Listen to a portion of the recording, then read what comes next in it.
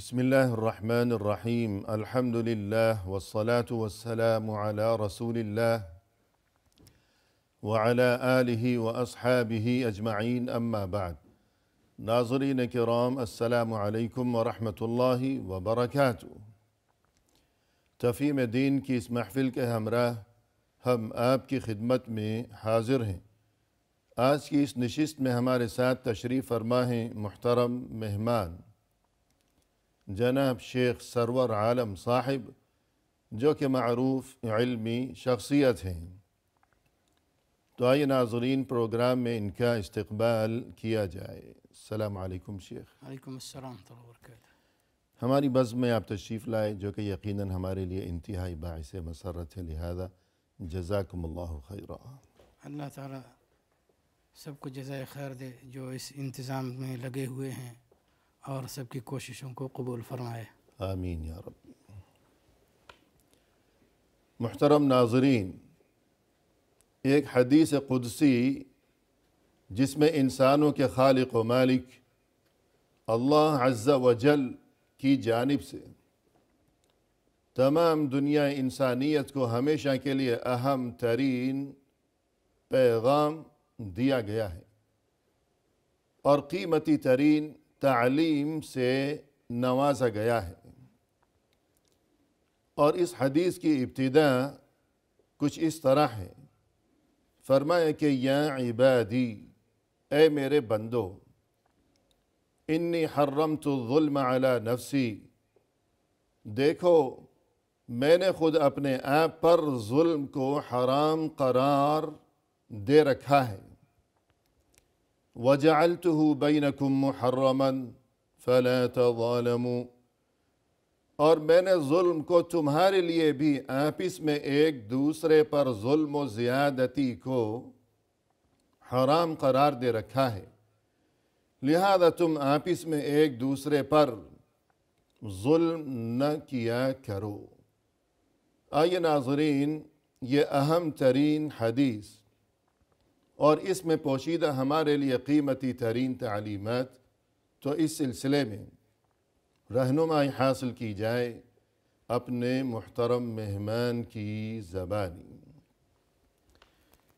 मुहतरम, इब्तिदा में तो आपसे हमारी ये ख्वाहिश होगी कि ये जो कहा गया कि ये हदीस क़ुदसी है, जी, तो ये इरशाद फरमाइएगा कि हदीस क़ुदसी जब कहा जाता है तो इससे क्या मुराद है? जी, हदीस क़ुदसी ये है कि जो अल्लाह ताला का फरमान जिसको कहा जाता है कि ये वो हदीस, जैसे इस बारे में इख्तिलाफ़ है उलमा के दरमियान।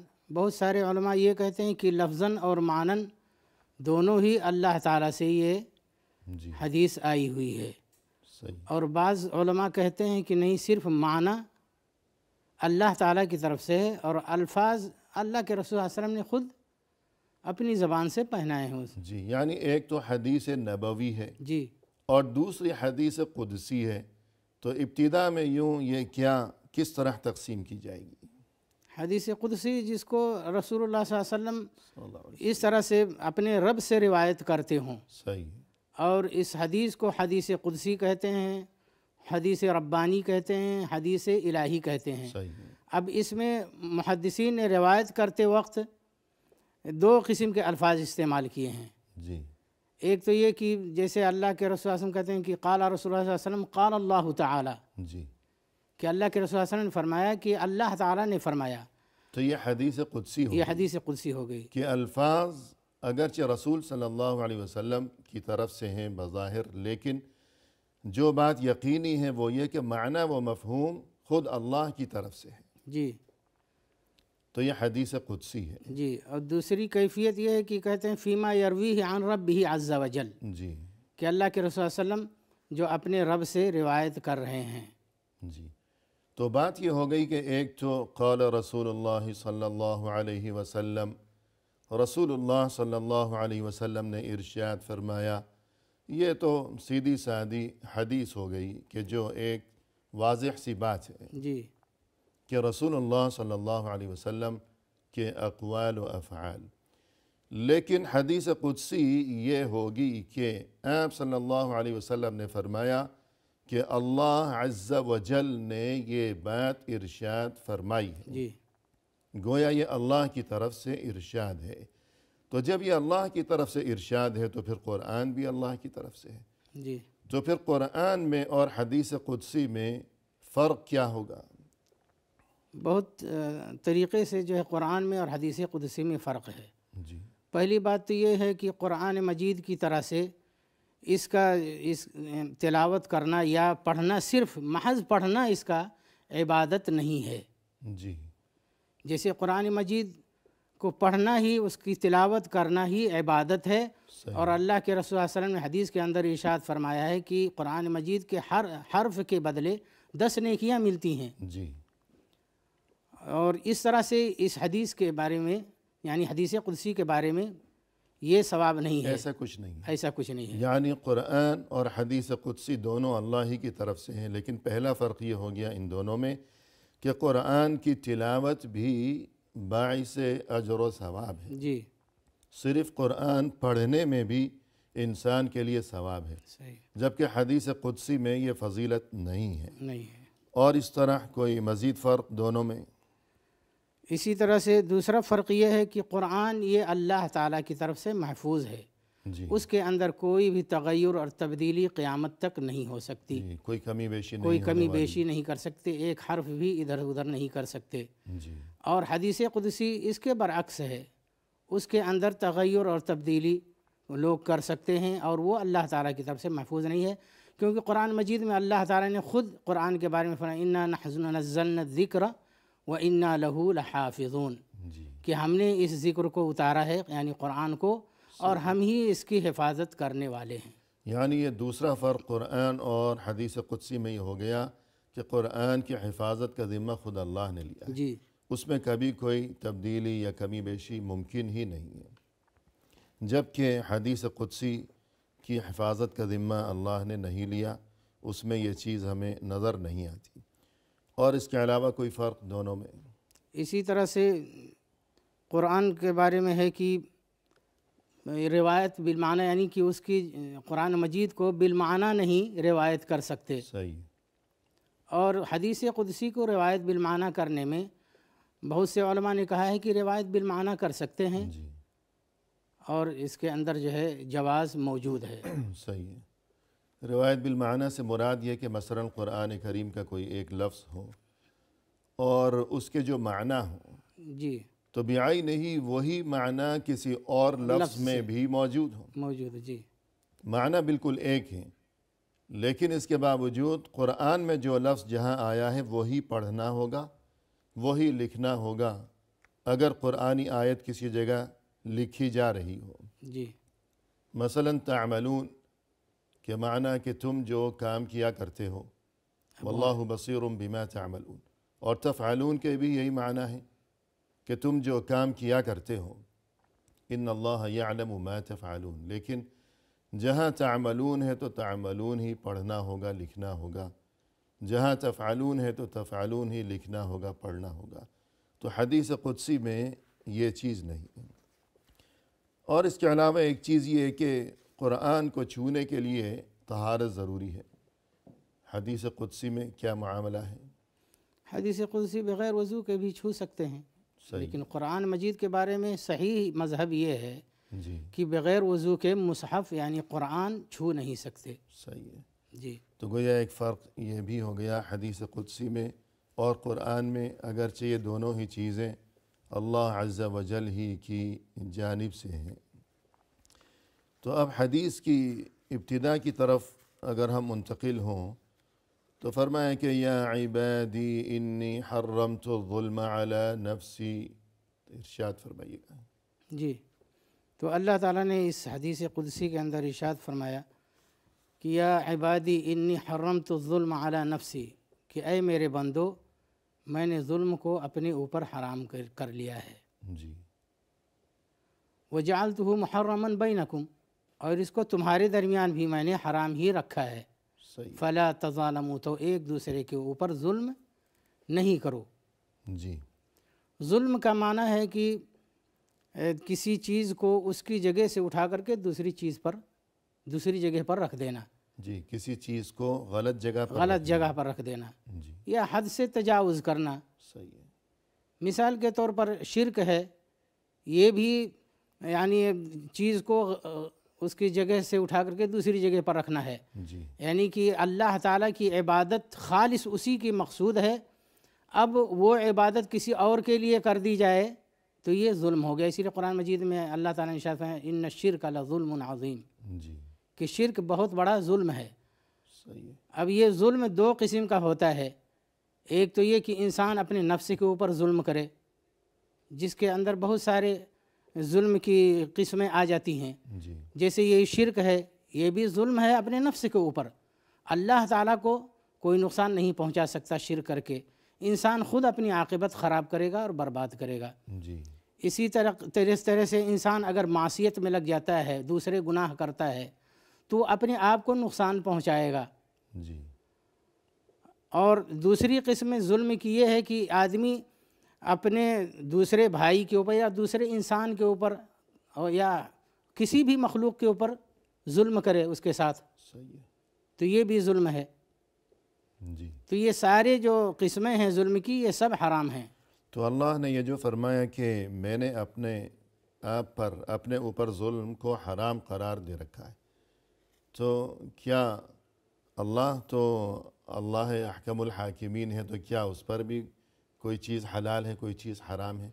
अल्लाह ताला ने खुद बनफ्से नफीस जो है इसको हराम अपने ऊपर कर लिया है। जी, अल्लाह ताला की कुदरत में तो है कि वो जुल्म करे, सही, क्योंकि जाहिर सी बात है कि मदह और तारीफ़ की चीज़ ये है कि कोई भी इंसान या कोई भी शख्स हो दुनिया में, अगर कोई काम कर सकता हो ना करे तो मदह की ये चीज़ जी, हो, ये काबिल तारीफ़ है। लेकिन अगर वो एक काम कर ही कर ही नहीं नहीं सकता, आजिज़ हो, फिर कहे कि मैं नहीं करता, एहसान जिताता जी हूँ, बिल्कुल, तो अल्लाह अगर चाहे तो वो नऊज़ु बिल्लाह जुल्म कर पर उसे कुदरत है, जी कुदरत है, लेकिन वो कर चूँकि नहीं जुल्म सकता। इंतहाई बदतरीन चीज़ है, लिहाजा अल्लाह ने फरमाया कि मैंने इस बुराई को अपने ऊपर हराम करार दे रखा है। जी तो अल्लाह की मर्ज़ी जिस चीज़ को अपने ऊपर हराम करार दे, जैसे जुल्म को हराम करार दिया, सही, और अल्लाह की मर्ज़ी जिस चीज़ को अपने ऊपर ज़रूरी और वाजिब करार दे, जैसे कतब रब्बुकुम अला नफ्सिहिर रहमा,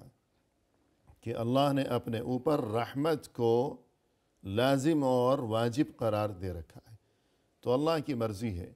जी तो जुल्म को अल्लाह ने अपने ऊपर हराम करार दे रखा है।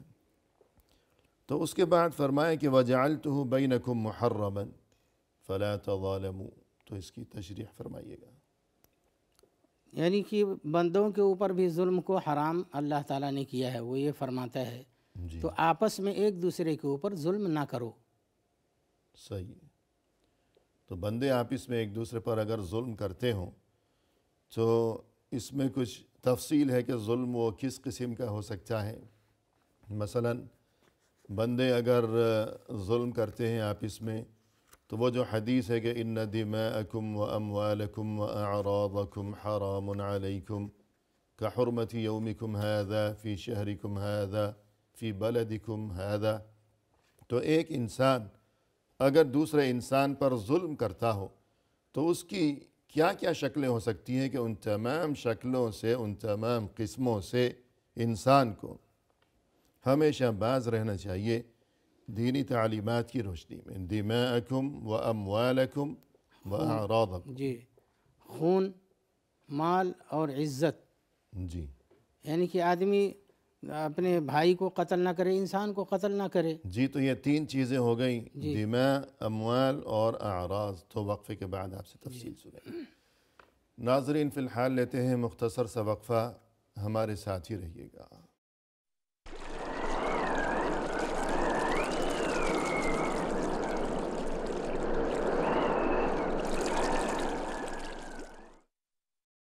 मुहतरम नाज़रीन, वक्फ़े के बाद हम हाज़िर खिदमत हैं। आइए सिलसिला गुफ्तगू को आगे बढ़ाया जाए।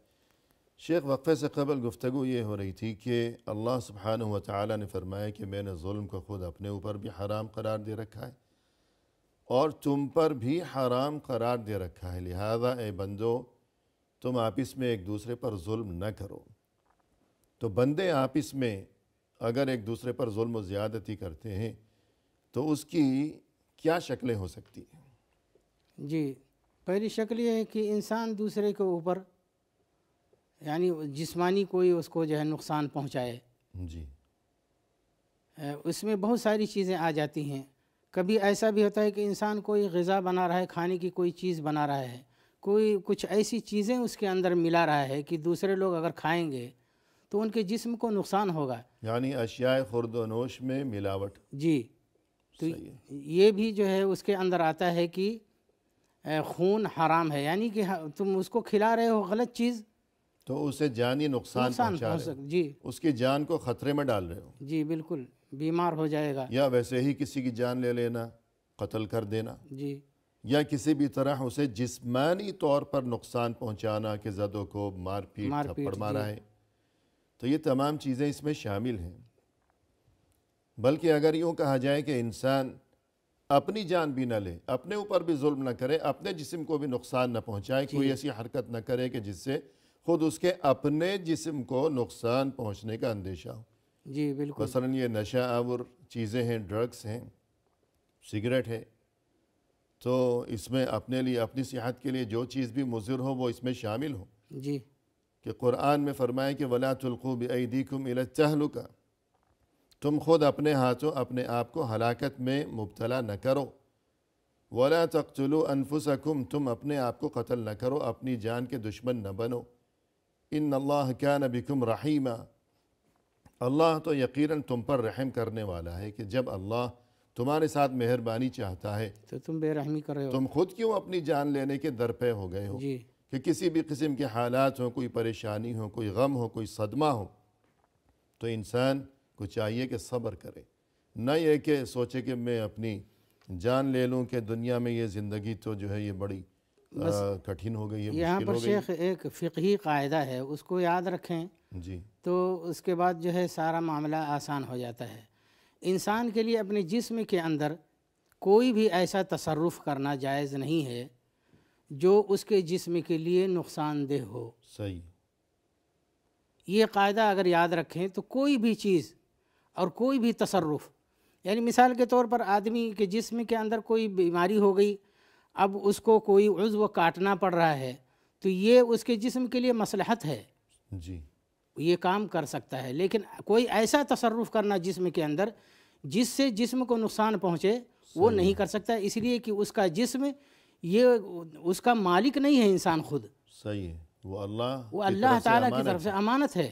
اسی لیے حدیث میں مثلاً ایک یہ ارشاد ہے کہ ایسی حالت میں نہ رہو کہ تمہارا آدھا جسم سائے میں ہو، آدھا دھوپ میں ہو. جی، کہ اس سے نقصان ہوگا، یعنی جسمانی نقصان، جسے عام زبان میں کہا جاتا ہے گرم سرد ہو جانا، کہ انسان جو ہے گرم سرد ہو جائے. تو الغرض کوئی بھی ایسی شکل کہ جس سے خود انسان کے اپنے جسم کو نقصان پہنچنے کا اندیشہ ہو تو اس سے بھی روکا گیا ہے. چیزیں کہ دوسرے کو جسمانی نقصان پہنچائے. جی، تو یہ پہلی چیز ہو گئی کہ انسان آپس میں ایک دوسرے پر ظلم سے باز رہیں. تو آپس میں ایک دوسرے پر جو ظلم کی شکلیں ہوا کرتی ہیں ان میں سے پہلی چیز ہے دماءکم، کہ لوگو اللہ نے تمہارے خون کو آپس میں ایک دوسرے کے لیے حرام قرار دے رکھا ہے. یہ رسول صلی اللہ علیہ وسلم نے حجۃ الوداع کے موقع پر یادگار ارشاد فرمایا. اور اس خون کی حفاظت کے لیے جی. شریعت کے اندر بہت سارے احکام مشروع کیے گئے ہیں. مثال کے طور پر اگر انسان کسی کو قتل کرتا ہے یا انسان کے عضو کو نقصان پہنچاتا ہے تو اس کے لیے قصاص اور دیت وغیرہ سب کچھ موجود ہے تاکہ انسان ان تمام قسم کے ظلم سے باز رہے. اور دوسری چیز ہو گئی وَأَمْوَالَكُمْ، کہ ایک دوسرے کو مالی طور پر نقصان نہ پہنچاؤ. تو ظلم کی ایک یہ بھی شکل ہے کہ مالی طور پر نقصان پہنچانا. تو اس میں کیا مثالیں دی جا سکتی ہیں؟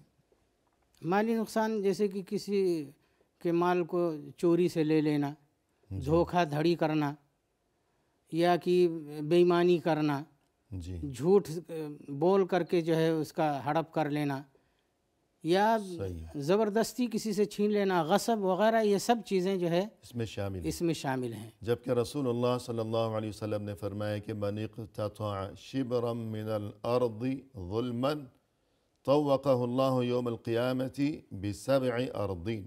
جی، تو اس بارے میں کچھ فرمائیے گا۔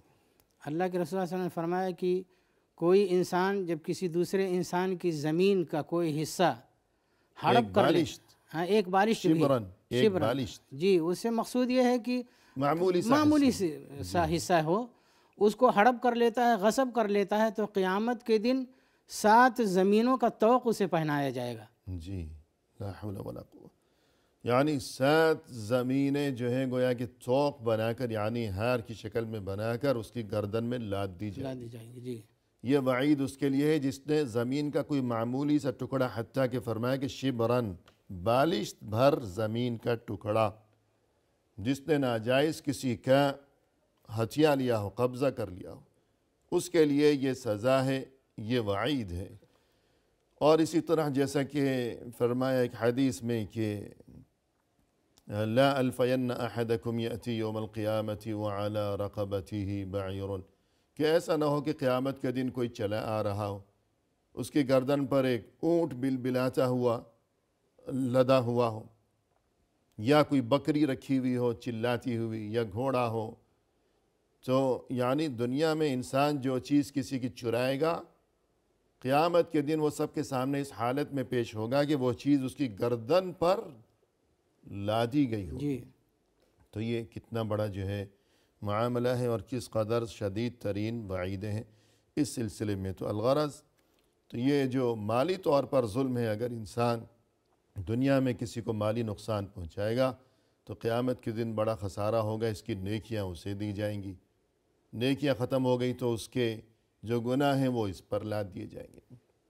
تو اس سے بچنا بہت ضروری ہے۔ اور تیسری چیز وَأَعْرَاضَكُمْ، عزت و آبرو کے معاملے میں، تو اس بارے میں کیا فرمائیں گے آپ؟ جی، عزت و آبرو، جیسے کہ آدمی کسی کو گالی دے، برا بھلا کہے، لان تان کرے، چغلی یا غیبت کرے اس کے بارے میں، بد زبانی، بد زبانی کرے، صحیح ہے، اس کا جو ہے ناجائز قسم کا مذاق اس کا اڑائے، جی، کہ جس سے اس کی جو ہے بے عزتی اور بدنامی ہو، یہ ساری چیزیں مطلب عزت و آبرو میں شامل ہے۔ میں شامل ہے۔ تو الغرض آپس میں ظلم سے باز رہو۔ تو انسانوں میں جو آپس کے ظلم ہوا کرتے ہیں، جیسے آپ نے ابتدا میں فرمایا تھا کہ ایک ظلم ہے کہ جو اللہ اور انسان کے درمیان جو عقیدہ و ایمان کا معاملہ ہے، اس معاملے میں ظلم یعنی شرک، اور اس کے بعد یہ کہ انسان کا خود اپنے آپ پر ظلم۔ لیکن انسان کا دوسرے انسان کے ساتھ جو ظلم ہو سکتا ہے تو اس کی یہ 3 شکلیں گویا کہ جی ممکن ہیں، کہ مالی نقصان، سب سے پہلے جسمانی نقصان نہ پہنچایا جائے، پھر مالی نقصان نہ پہنچایا جائے، اور تیسرا ہے کہ عزت و آبرو کے حوالے سے نقصان نہ پہنچایا جائے۔ اس کے بعد گفتگو کو آگے بڑھائیں تو یا عبادی کلکم ضال الا من ہدیتہ فاستہدونی اہدکم، ارشاد فرمائیے گا۔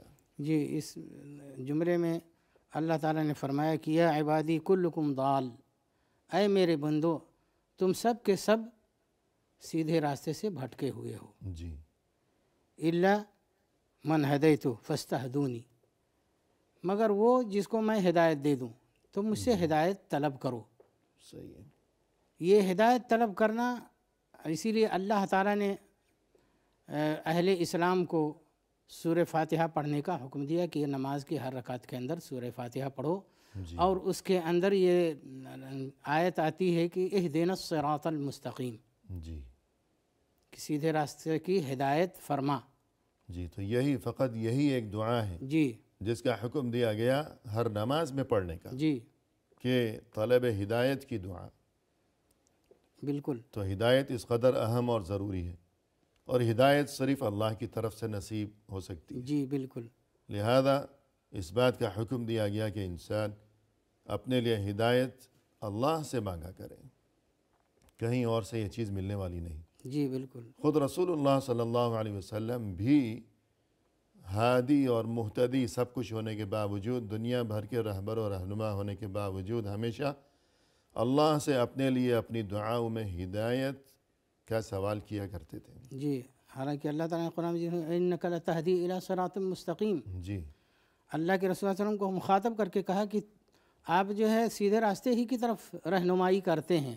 صحیح، پھر بھی اللہ کے رسول صلی اللہ علیہ وسلم ہدایت طلب کیا کرتے تھے ہمیشہ، اور یہ ہدایت جو ہے قرآن و حدیث کے اندر محصور ہے، جی اور قرآن و حدیث کو آدمی جب صحابہ اور تابعین اور تبع تابعین کی سمجھ سے سمجھے گا تبھی اس کو سیدھا راستہ ملے گا۔ اسی لیے اس کے بارے میں روایت آتی ہے کہ ایک دفعہ ابن عمر رضی اللہ تعالیٰ عنہ نے عبداللہ ابن مسعود رضی اللہ تعالیٰ عنہ سے پوچھا کہ یا ابا عبد الرحمن ما الصراط المستقیم، اے ابو عبد الرحمن صراط مستقیم کیا ہے؟ تو انہوں نے جواب دیا کہ ہوا واللہ الذی لا الہ الا ہو الذی سار علیہ ابوک حتی دخل الجنہ۔ جی کہا یہ صراط مستقیم اللہ تعالیٰ کی قسم وہی ہے جس کے اوپر تمہارے باپ اپنی زندگی بھر چلتے رہے اور جنت کے اندر داخل ہو گئے۔ سبحان اللہ۔ تو صراط مستقیم اگر کسی کو یعنی چاہیے تو وہ قرآن و حدیث کے اندر ہے اور سلف صالحین کی سمجھ کے مطابق اس کو سمجھنا ہے، اور اگر ان کی سمجھ سے کہیں دوسری طرف گیا تو راستے سے بھٹک جائے گا۔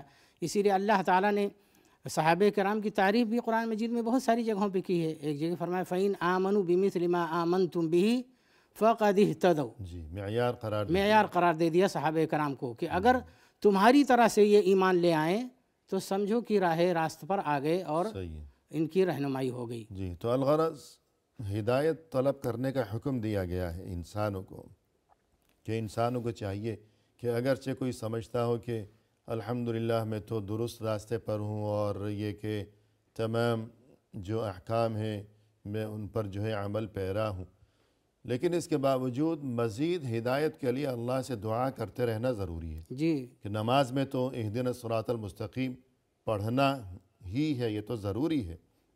اس کے علاوہ بھی کہ رسول صلی اللہ علیہ وسلم رہبر و رہنما ہونے کے باوجود ہمیشہ یا مقلب القلوب ثبت قلبی علی دینک، کہ اے دلوں کو الٹ پلٹ کرنے والے تو میرے دل کو اپنے دین پر ثابت قدم رکھنا۔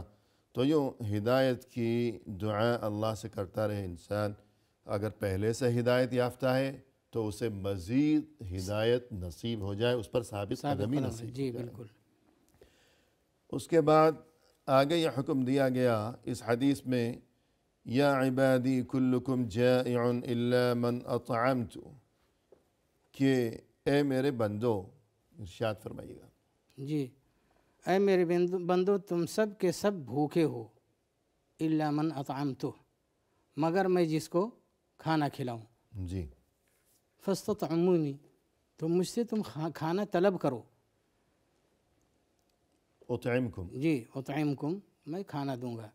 یعنی کہ انسان اللہ تعالیٰ جو ہے انسانوں کو اس طرف متوجہ کر رہا ہے کہ تم کسی بھی چیز میں رب سے بے نیاز نہیں ہو سکتے، چاہے ہدایت کا معاملہ ہو، کھانے پینے کا معاملہ ہو، کپڑے کا لباس کا معاملہ ہو، ہر چیز میں تم اللہ تعالیٰ کے محتاج ہو۔ جی تو پہلے حکم یہ دیا کہ مجھ سے ہدایت طلب کرو، تم سب کے سب جو ہو وہ ہدایت سے بھٹکے ہوئے ہو سوائے اس کے جسے میں ہدایت دوں، جی اس لیے مجھ سے ہدایت مانگو، میں تمہیں ہدایت دوں گا۔ اس کے بعد حکم دیا کہ تم سب بھوکے ہو تو مجھ سے کھانا مانگو۔ تو پہلے ہدایت کا حکم دیا، بعد میں کھانے کا، اس میں کیا حکمت ہے تو وقفے کے بعد سنیں گے آپ۔ جی ناظرین فی الحال لیتے ہیں مختصر سا وقفہ، ہمارے ساتھ ہی رہیے گا۔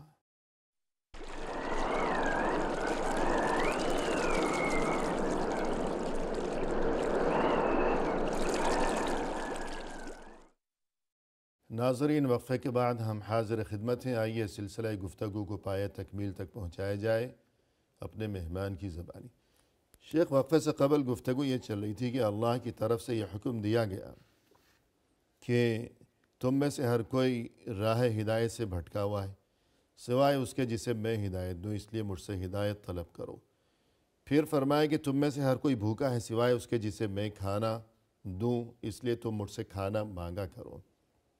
تو ہدایت کی بات پہلے، کھانے کی بات بعد میں، تو یہ کیا معاملہ ہے؟ اس لیے کہ ہدایت کا تعلق روح سے ہے، جی اور روح ہی انسان کے اندر اصل ہے، صحیح ہے. اور یہ جسم اس کا غلاف ہے، ایک لفافہ ہے. جی روح اگر صحیح ہو گئی تو جسم انشاءاللہ صحیح رہے گا. جی یعنی ہدایت کی اہمیت زیادہ ہے بنسبت کھانے جی کے. بالکل، کیونکہ انسان کو ہدایت کی ضرورت زیادہ ہے بنسبت کھانے پینے کے. تو یہاں فرمایا کہ تم میں سے ہر کوئی بھوکا ہے سوائے اس کے کہ جسے میں کھانا کھلاؤں، اس لیے تم مجھ سے کھانا مانگا کرو، میں تمہیں کھانا دوں گا. تو اللہ سے کھانا مانگا کرو، تو اس سے کیا مراد ہے، کیا کہا جائے گا؟ یعنی کھانا دیکھیں، کبھی کبھی انسان کے پاس کھانا ہوتا ہے لیکن وہ کھا نہیں سکتا ہے، بیمار ہے مثلا. بیمار ہے مثلا، یا اس کے پاس استطاعت نہیں وہاں تک پہنچ سکے کھانے تک، صحیح. یہ بھی ہو سکتا ہے.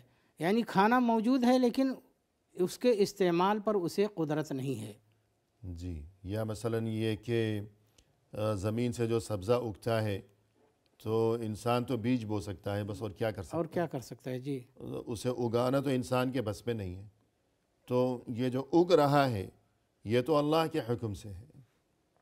تو اس لیے انسان کو یہ بات یاد دلائی گئی کہ میں ہی تمہیں کھانا کھلاتا ہوں، کہ تمہارے پاس دنیا بھر کے وسائل موجود ہوں لیکن اس کے باوجود تم میرے محتاج ہو. تم نے بیج بویا ہے لیکن یہ اگے گا کیسے، تم اسے کیسے اگاؤ گے؟ اور آسمان سے یہ پانی برسانا، یہ تم کیسے برساؤ گے؟ تو یہ چیزیں یعنی رزق کے معاملے میں انسان اللہ کا محتاج ہے. یا جیسے آپ نے فرمایا کہ رزق موجود ہے سامنے لیکن انسان وہاں تک کسی وجہ سے پہنچ نہیں سکتا، یا بیماری کی وجہ سے اسے کھا نہیں سکتا. تو یوں بہرحال رزق کے معاملے میں انسان اللہ کا محتاج ہے. لہذا اللہ کی طرف سے انسان کو یہ بات یاد دلائی گئی اور یہ احسان یاد دلایا گیا کہ میں ہی تمہیں رزق عطا کرتا ہوں، میں ہی رازق ہوں، رزاق ہوں. تو حکم دیا گیا کہ مجھ سے مانگو. اب مانگنے میں یہ ہے کہ انسان اللہ سے دعا بھی کیا کرے کہ یا اللہ تو مجھے رزق میں فراوانی عطا فرما.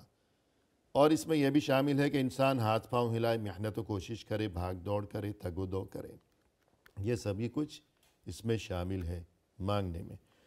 اس کے بعد گفتگو کو آگے بڑھایا جائے کہ یا عبادی کلکم عار الا من کسوتہ فاستکسونی اکسکم. تو اس بارے میں ارشاد فرمائیے گا. جی اللہ تعالیٰ آگے فرماتا ہے کہ اے میرے بندو، تم سب کے سب ننگے ہو، بغیر کپڑے کے، جی بے لباس. بے لباس ہو.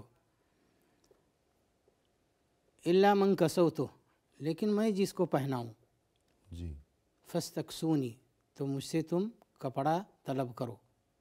جی جی تو تو میں تمہارے لیے لباس مہیا کروں گا. مہیا کروں گا. جی تو ظاہر ہے کہ انسان جب پیدا ہوا دنیا میں آیا تو بے لباس تھا، برہنہ تھا، کوئی لباس نہیں تھا اس کے جسم پر. یہ انسان کی حقیقت ہے. تو پھر اس کے بعد اللہ کی طرف سے فضل و کرم ہے کہ انسان کے لیے لباس کا انتظام، اور پہلے ہدایت کا حکم کہ اس کی ضرورت سب سے زیادہ ہے. اس کے بعد کھانے پینے کی بات کی گئی کہ کھانے پینے کی ضرورت کم ہے بنسبت ہدایت کے. اور اس کے بعد لباس کے بارے میں بات کی گئی تو لباس کی جو ضرورت ہے وہ کھانے پینے سے بھی کم ہے، تو اسے کھانے پینے کے بھی بعد میں رکھا گیا. تو لباس میں جو ظاہری لباس ہے وہ بھی شامل ہے، اور جو باطنی، معنوی، روحانی، دینی لباس، یعنی انسان تقوی اختیار کرے، خوف خدا. وَلِبَاسُ التَّقْوَى ذالک خیر. ذَلِكَ خیر، کہ جو تقوی کا لباس ہے وہ سب سے بہتر ہے. تو اس میں سبھی کچھ شامل ہے کہ انسان اللہ سے اپنے لیے لباس کا سوال بھی کیا کرے، کہ ہر چیز اللہ سے مانگنی چاہیے. اس کے بعد یا عبادی انکم تخطئون باللیل والنہار وانا اغفر الذنوب جميعا فاستغفرونی اغفر لکم. ارشاد فرمائیے. جی اللہ تعالیٰ آگے فرماتا ہے یہ سب کچھ ذکر کرنے کے بعد کہ ہدایت طلب کرو، کھانا طلب کرو، لباس طلب کرو. اس کے بعد اللہ تعالیٰ نے فرمایا کہ تم رات اور دن غلطی کرتے ہو، جی خطائیں تم سے ہوتی رہتی ہیں، اور جو درستگی ہے اس سے تم دور ہوتے جاتے ہو. کیونکہ انسان دنیا کے اندر جو کام کرتا ہے یا صحیح ہوگا یا غلط ہوگا، جی تو اس طرح سے انسان سے غلطی ہوتی رہتی ہے. تو اب اللہ تعالیٰ نے فرمایا کہ تم سے تو غلطیاں ہوں گی، جی اس لیے تم مجھ سے مغفرت طلب کرو، میں تمہاری خطاؤں کو معاف کر دیا کروں گا۔ جی سبحان اللہ۔ تو اللہ کی طرف سے گویا کہ یہ یاد دہانی کی گئی ہے، یہ تاکید، یہ حکم دیا گیا ہے کہ تم سے رات دن غلطیاں سرزد ہوتی ہیں۔ شاید انسان کو علم بھی نہ ہو سکے اور اس سے کوئی گناہ سرزد ہو گیا ہو، کوئی جی غلطی اس سے سرزد ہو گئی ہو، لہذا حکم یہ دیا گیا کہ مجھ سے مغفرت طلب کرتے رہا کرو، میں تمہیں معاف کروں گا، میں بخشنے والا ہوں۔ کہ غلطی تو ہو گئی، اب اس کے بعد انسان اللہ کی رحمت سے منہ موڑے، غفلت کا شکار رہے، تو یہ غلط ہے۔ جی ورنہ غلطی نہ ہونا اس میں کوئی تعجب کی بات نہیں، غلطی ہر ایک سے ہوتی ہے، کہ فرشتہ کوئی نہیں۔ جو غلط ہے وہ یہ کہ غلطی ہو جانے کے بعد انسان اس پر اڑا رہے۔ وَلَمْ يُصِرُّوا عَلَى مَا جی فَعَلُوا۔ تو غلطی پر اڑا رہنے کی بجائے اور قائم رہنے کی بجائے انسان کو چاہیے کہ توبہ و استغفار کرے، اس لیے کہ اللہ کی طرف سے اس چیز کا حکم دیا گیا ہے۔ اب یہ کہ گناہوں کی معافی جو ہے تو زبان سے بھی توبہ و استغفار کرتے رہنا چاہیے، جی اور اس کے علاوہ جو اچھے کام ہیں ان کا بھی اہتمام کیا جائے، کہ جو اچھے کام، کہ ہمیں یہ خوشخبری دی گئی ہے کہ جو اعمال صالحہ ہیں ان سے انسان کے گناہ معاف ہوتے رہتے ہیں۔ تو اس بارے میں کچھ فرمائیں گے آپ؟ مثلاً کون سے اعمال؟ الصلوات الخمس۔ ایک تو یہ ہے جیسے قرآن مجید میں ہے کہ کبائر جو بڑے گناہ ہیں ان سے آدمی بچتا رہے تو صغائر اللہ تعالیٰ معاف کریں۔ تجتنبوا کبائر ما تنہون عنہ نکفر عنکم سیئاتکم، یعنی جو کبیرہ گناہ ہیں ان سے تم بچتے رہو تو اللہ تعالیٰ چھوٹے گناہ تو یوں ہی معاف کر دیتا ہے، یہ اللہ تعالیٰ کا فضل و کرم ہے۔ جی اسی طرح سے احادیث کے اندر آیا ہے کہ الجمعۃ الصلوات الخمس والجمعۃ الی الجمعہ ورمضان الی رمضان مکفرات لما بینہن اذا اجتنبت الکبائر، جی کہ رمضان سے لے کر کے رمضان دوسرا رمضان یہ کفارہ ہے اپنے درمیان کا، صحیح۔ اسی طرح سے جمعہ سے لے کر کے دوسرے جمعہ تک، اسی طرح سے پانچوں نمازوں کے درمیان جو کچھ ہو جاتا ہے یہ پانچوں نمازیں ان کے لیے کفارہ ہیں۔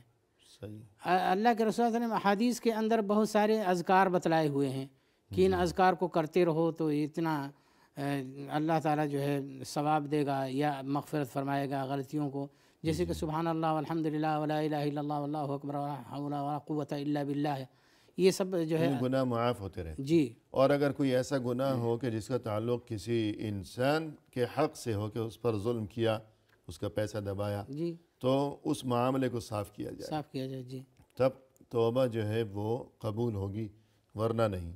تو یوں توبہ کی طرف اور استغفار کی طرف، مغفرت طلب کرتے رہنے کی طرف انسان کو توجہ دینی چاہیے، کہ اس چیز کی بہت زیادہ ضرورت ہے کہ انسان اول و آخر خطا کا پتلا ہے۔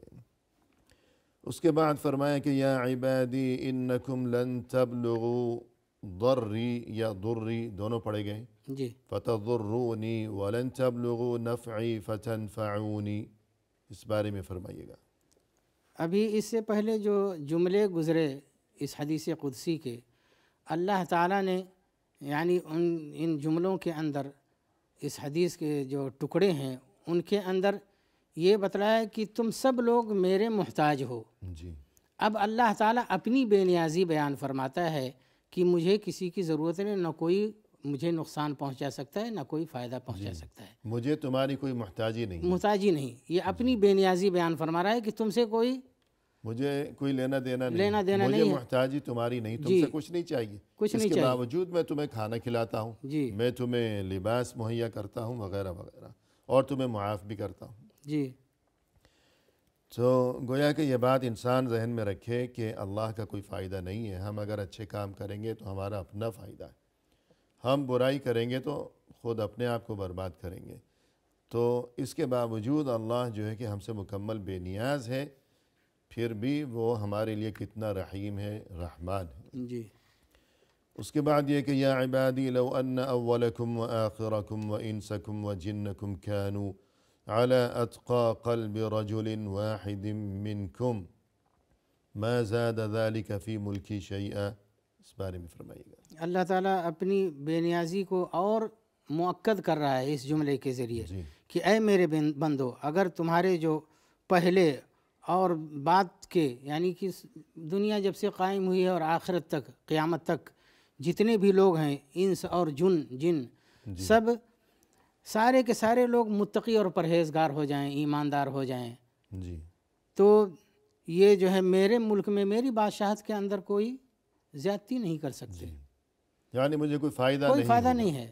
یہ اپنی بے نیازی کو اور بھی مؤکد کر رہا ہے اللہ۔ تمام انسان، تمام جن مل کر بہت زیادہ اچھے بن جائیں، متقی، پرہیزگار، اللہ کی عبادت گزار، فرما بردار، تو اس میں اللہ کا کوئی فائدہ نہیں ہے۔ جی، اور آگے اس کے برعکس بھی فرمایا کہ اگر سارے کے سارے لوگ برے ہی ہو جائیں، بہت زیادہ برے، بدترین بن جائیں، بدترین بن جائیں، جی، جی، تو تو یہ اللہ کا کوئی نقصان نہیں۔ کوئی نقصان نہیں ہے۔ جی صحیح ہے۔